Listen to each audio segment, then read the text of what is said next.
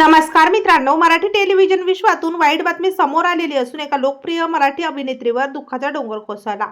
जाणून घ्या संपूर्ण माहिती. त्याआधी आपण जर तारांगण या मराठी यूट्यूब चॅनलला सबस्क्राईब केलं नसेल तर एकदा नक्कीच सबस्क्राईब करून घ्या. अभिनेत्री भक्तिरत्न पारखी यांना मातृशोक झालेला असून अभिनेत्रीने स्वतः सोशल मीडियावर पोस्ट करत ही बातमी चाहत्यांसोबत शेअर केलेली आहे. मराठी अभिनेत्री भक्तिरत्न पारखी यांच्या आईचं 22 फेब्रुवारी 2026 रोजी निधन झालं. भक्तीने स्वतः आईचा फोटो सोशल मीडियावर शेअर केल्याने तिचे चाहते भावुक झालेले आहेत. भक्ती म्हणाली आहे की आई, तू माझ्यासोबत आहेस, तुझा हसरा चेहरा सगळ्यांच्या लक्षात राहील.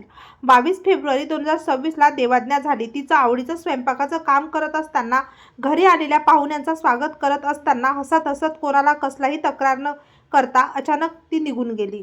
सोशल मीडियावरच्या पोस्टमध्ये पुढे बोलताना भक्तिरत्न पारखी म्हणाली, अजूनही मला खरं वाटत नाही. माझे आई बाबा दोघंही असेच अचानक गेले.